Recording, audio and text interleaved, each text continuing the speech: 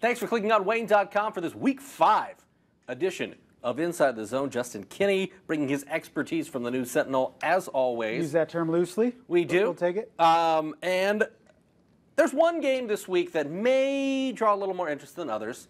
I'm not talking about Busco Prairie Heights. I'm talking, obviously, about Snider and Homestead. Unfortunately, it's on a Saturday night, not on a Friday night. Yes. 5 o'clock down at Lucas Oil Stadium. What are you looking forward to about this one, and how much hype is there? This is one of the more, in the 9-10 years that I've been here, this is one of the more hyped regular season games that we've seen in a long time.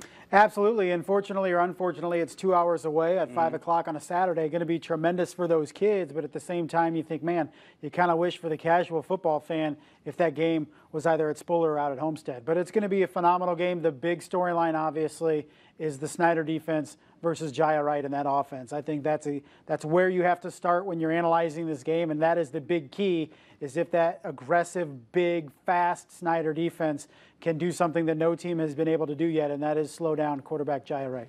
If you're Kurt Tippmann, what are you telling your guys on defense? And if you're Chad Zolman, what are you telling those guys on offense? Because you're right, that is two heavyweights, essentially going against each other on this Saturday afternoon. Well, it's going to start up front for both teams. And I think Homestead, they were phenomenal against Bishop DeWanger's defense, solid but not spectacular last Friday. Whole different group that you're going to have to deal with on Saturday. It's obviously Lawrence Johnson, Zach McDowell. They got great defensive ends. Brandon Cokes, a linebacker. Austin France, a linebacker. I mean, this is a front seven that is just tremendously dominant. And can that new look Homestead line, which a lot of new faces, they've gelled tremendously and played well through the first month of the season, but they have not faced a test like the Snider Panthers. They'll get that on Saturday afternoon. On the flip side of that, though, when you take a look at the teams that both teams have played, the edge actually goes to Homestead because they've played a little bit tougher competition. Northrop, Concordia, and then the last 2 weeks, Lures and Dwenger. This stat really jumped out at me. They outscored Lures and Dwenger 89-3.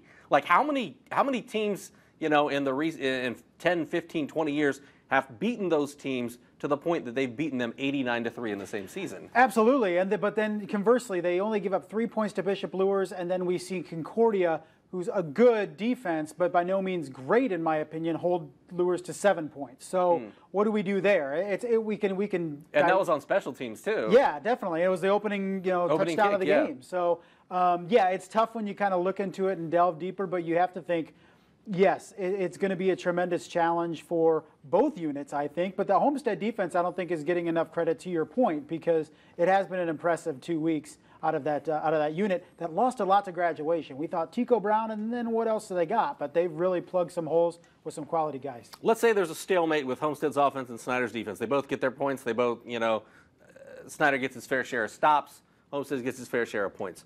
Let's flip it to the other side. When you take a look at Homestead's defense against Snider's offense, what do you see as being some of the keys there in that matchup? Well, slowing down that run game of Snider. Now, Christian Covington didn't play last Friday. He's expected, from everything that I've heard, will play on Saturday. But Covington's just such a dominant runner, and he's that workhorse for Snider. They were able to mix in some other guys last Friday night to kind of see what they do, but it's going to start with that offensive line and that running game. If you can make Michael Hoppert beat you through the air with his arm, not saying he can't do it, but I think you have a better shot at slowing down Michael Hoppert and making them one-dimensional, and making them beat you vertically, instead of Christian Covington running for 7-8 yards a carry like he's been doing so far this year. I was going to say the exact same thing, because you take a look at Snider's numbers in the air. 4 games, they've only got 40 completions, and they're at 49% in terms of completion percentage. Now, some of that may be because they're up big and they're trying to run some of the clock, and there are different scenarios that contribute to that.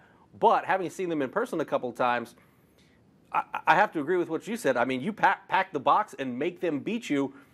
We've talked about their receivers aren't necessarily big. They're speedy. They're quick. They've got good hands. But I think, you have to make Snider's passing game beat you and try to eliminate as much of the running game as you can. Absolutely. And then, the young secondary that Homestead's been, at least inexperienced secondary, has really been coming on strong this first month of the season, but they haven't really necessarily been tested too much. Bishop DeWanger didn't really have that much of a passing threat last Friday, so that's an unknown. But you have to think, you're not dealing with hulking, huge wide receivers on the outside with Snider. Very fast, very skilled. But you think, at least physically, Homestead should be able to stay with them. And not a lot of jump balls. that we see Snider win so much over the years. I don't know if that's going to be the case on Friday or Saturday. You know, in so many years we've talked about, Snider's secondary, the safeties, guys like Jesse Bates, cornerbacks. But really the strength of this defense is that defensive line. Not saying that the D-backs aren't good, but Austin France in the middle, Brandon Cox in the middle. You got John L. Hogue in there as well, helping out on the defensive line and can drop back in coverage. He can do a lot of different things. But Trevin Taylor is a big dude at receiver. How does he match up, and how do they have to try to shut down what he can do to make Jaya Wright have to go to different options? Because Trevin Taylor, we're 4 games in the season. Dude's already got 8 touchdowns. Yeah, he's been tremendous. Now, he got ejected from the game last Friday. I didn't know that. For an illegal hit. Now, which it was interesting through the fourth quarter. This happened about the third or fourth quarter. Through the fourth quarter and after the game, Homestead coaches are trying to figure out what the rule is. Now, the thought was it was a blindside hit. It looked like it was a fair block, but they called it a blindside hit, unsportsmanlike, and threw him out. Now, in college, if you get thrown out, you miss a half or the next game for targeting. That rule, what they could find, they couldn't find that rule in ITZ. So, does he play?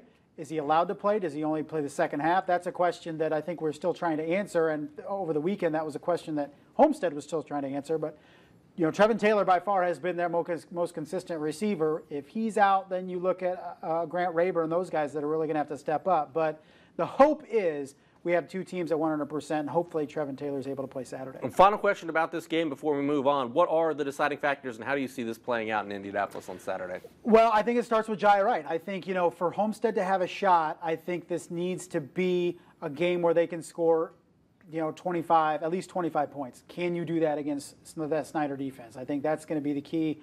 I know both these defenses are solid. I just don't see a 13-6 type game. I really think there's going to be points scored. And let's say Jaya Wright, he can pass, but maybe he can't get outside the pocket where he's so effective. Can the running backs of Homestead move the chains a little bit? They haven't had to be relied on them so much because Jaya Wright is so good at getting outside and making things happen in the read option game. So can the running backs contribute when they need to for Homestead? Because all eyes are going to be on Jaya Wright, number 18. Snider's really going to try to shut him down as much as possible.